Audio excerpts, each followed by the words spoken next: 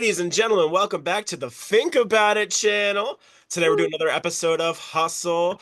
I have a very, very special guest with you today, Genna Tatu. Hello, hello, hello. Thanks for having me. Of course. Jenna is a crocheter. She's originally from Palmyra, New Jersey. She's the mastermind behind one of the hottest crocheting spots on the internet. If you haven't heard of it, you're going to hear about it now. It's Crochet by Jenna. And she Oh, recently published her first book, No So Mini Amiguri, 40 crochet yes. patterns for super cute, small, super small plushies. Oh, thank you so much for purchasing it as a Of course. Hey, non-crocheter. listen, I bought it because I'm all about supporting the fellow authors. Thank you. And my wife is a cross stitcher. I am not, but this, if nothing else, is just a beautiful book. Like I just admire like just like the detail that you've put into this book, and we'll talk about that a little bit later. Thank But you. just like the attention to detail, the easy to follow steps. Like if nothing else, I like having this book because it's so pretty. It's very pretty. Oh, And thank like the camera's not going to do it justice, but when you guys go buy a copy of it, you'll see for yourselves how beautiful it is. Even if you're not a crocheter, it is just a nice piece to have around, and it makes you look more intelligent, Thank you so much. Thank you so much. You are too kind. which is half the battle anymore. It's just looking intelligent. Um, so Yes. you might not be able to tell it from this beautiful book and all of those lovely units of yarn. I don't know what a unit of yarn is called. Oh, a skein. A skein, all the skeins of yarn behind you, but you haven't been doing this that long.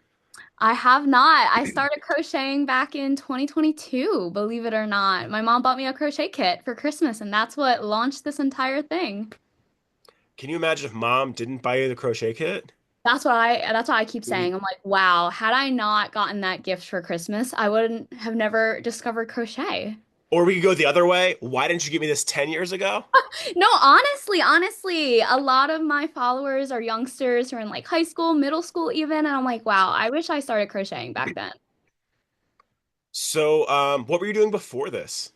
Well, I was actually working full time at Deloitte as a consultant while running my small business. And then this past January 2025, I decided to take it full time. So I'm still kind of testing the waters. I technically am still working at Deloitte. I'm just on a leave of absence. So Okay. I'm just testing it out. But come time June, hopefully I can officially exit and take it full time for real. How, I'm guessing that's a very scary and stressful but exciting thing to do. Yes, yes, yes. It took me like these past 2 years, honestly, to work up the courage and be like, is this something like sustainable? Can I leave my like corporate job? Because, corporate is nice at least with like, you know what to expect, whereas running your own business, you never know what each month will look like. But that's the risk I'm willing to take now. So the business is not just your book and your patterns and the plushies that you make and sell. You're also not a slump on YouTube either. Thank you. Yes, multiple income streams are key. I That feel girl. like yes, yes, you gotta like line up those like multiple lines of income just because it's not sustainable in my opinion, at least for a crocheter, because we make every single thing. So I can't be crocheting like thousands of plushies every month. So I had to like branch out and find different ways to bring money in for the business. And yeah, YouTube is a great way. I love connecting with people on YouTube and just sharing my crochet stuff there. And it's been fun. So tell us about the brand Crochet by Jenna. What kind of things do you crochet? What kind of things do you sell? And where can the people find them if they're interested in purchasing them? Ooh, yeah. So basically, I sell like a wide range of things, honestly. I don't like to box myself in. I feel like some people like to niche down, but that's not something that I was interested in because like I honestly just like love making everything. So I do things ranging from like sea turtles to like weirder things like axolotls, if you heard of an axolotl. They're very niche in the crochet community. They're like a lizard kind of reptile thing. But yeah, Yeah. yeah, I just do a ton of stuff and I have an Etsy where people can buy like physical plushies from me or digital patterns, which is my most popular item. People really come to my shop for my patterns, and that way other crocheters, if they want to make the same plushies that I do, they can buy my pattern and then they're able to do their own thing. Do you have anything like close by that you could show the people or not? Not really. Well, I'm working on this. Oh. Yeah, I'm working on this strawberry turtle right now. She's headless. Ooh, Headless. I'm working on the head now. But yeah, I made her. awesome. And actually, I have a cooler thing to show Oh, you. I love to see it. I'm working on this goldfish. Oh, that is so intricate. Yeah, this Wow. is for a customer in Australia. Shout out to the customer in Australia if you ever came across Belinda. this. Yes, Belinda, if you're watching. But yeah, she really wanted this special goldfish. It's called a Oranda orchid tail goldfish. Very, very niche. So I'm guessing you had to make your own pattern for that. How do you go about designing a pattern for something like that? Honestly, that's like one of my top questions that I get from people. And like pattern designing, it's like a whole nother language. It took me like a full year to like even grapple with like the idea of making my own pattern. But really, you just have to think in terms of like shapes. Like, okay, the goldfish, it's kind of like an oval. Let me start out with an oval, and then you like kind of start shaping it more into each of the body parts. But it's definitely a trial and error process. I just go one step at a time and see how it's turning out. But yeah, pattern design took me a little bit, but now I'm obsessed with it. I've always loved stuffed animals, so I was like, okay, I can make my own stuffed animals. Heck yeah, like I'm gonna do that. I know that my wife being a cross stitcher has used software to help like make patterns, like their different websites. Oh. Do you do that or do you sort of just like sketch things out yourself? You eyeball it. I eyeball it. Girl, I you are a crochet eyeball. queen. Oh, thank you. Yeah, I just do it all from scratch. With crochet, like it cannot be mass produced, unlike knitting. That's Right. something people don't know. So like literally anything crocheted is handmade. And then yeah, there's no software out there. I mean, people have toyed with AI and they're like asking ChatGPT like write me a crochet pattern, but it does not turn out good. So we're not at that spot where we can create crochet patterns with software. It's really just like the human brain coming The up with it. human brain and this lovely. Yeah. Yeah. We'll do another plug. Oh, thank you. Thank you. So do you have a favorite plushie or pattern right now? Mm, Or I both? have you read the Fourth Wing books? I have not.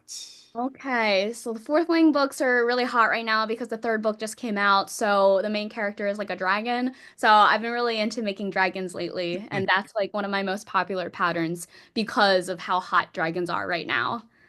That's cool. So do you try to crochet to things, make patterns to things that are sort of in style now, or you kind of just do what you like? Or both? And it's like a mix of both. Like I also have turtles. Turtles are like the thing that really like set me up for success because that's something where people really wanted to make them and it was a really popular item and I love turtles, so that really helped. Mm. But then fast forward to nowadays, it's good to keep up with trends. Yeah. So if a dragon book's coming out, I'm gonna make a dragon pattern, etc.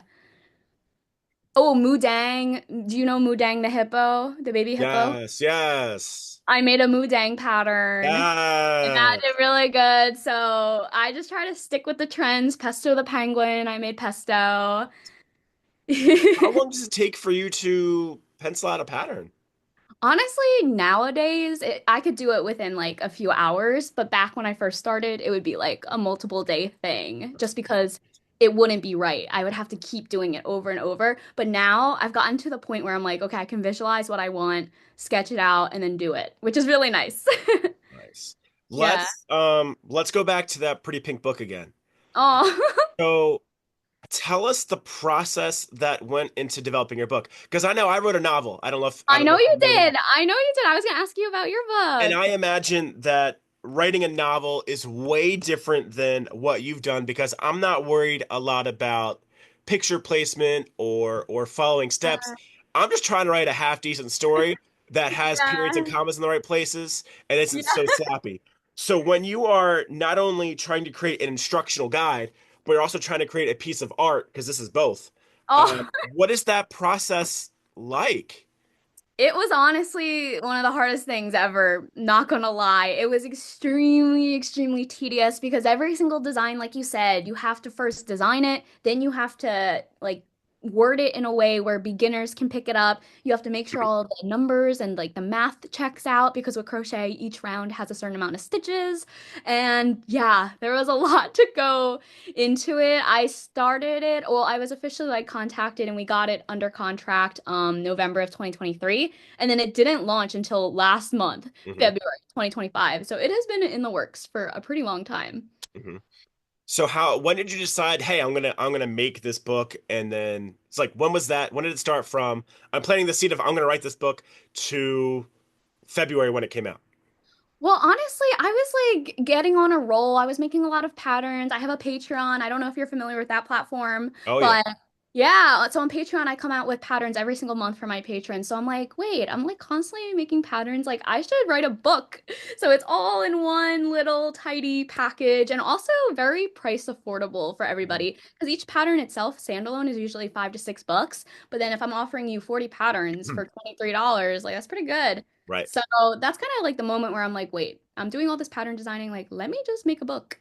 And I've always wanted to be an author. That was on my bucket list. I think one day I want to write a novel like you, where it's like totally different than the crochet space, like a fictional piece. But I think this is a good stepping stone. It is one of the hardest things in the world, and it's one of the coolest things in the world. And Yeah, let me yeah. know when you do that. I'll be the first one in line to buy it. Oh my gosh, you're so sweet. I have to get your book. For I sure. honestly fell off from reading for a long time, but I'm starting to get back into it. I started reading the Fourth Wing series. I'm gonna get your book. Gonna get back into reading. Girl, I don't know when you're gonna have time because you do all these amazing things. And speaking about some of the more amazing things you do, how do you balance all of your time between designing the patterns, um, maintaining a social media presence, making things to order, shipping things out? Like, how do you only get 24 hours a day? I And I know only that get you're in 24 hours. California, but it's the same 24 hours, just a little bit different. So Yeah. how do you manage all that time to do all these things?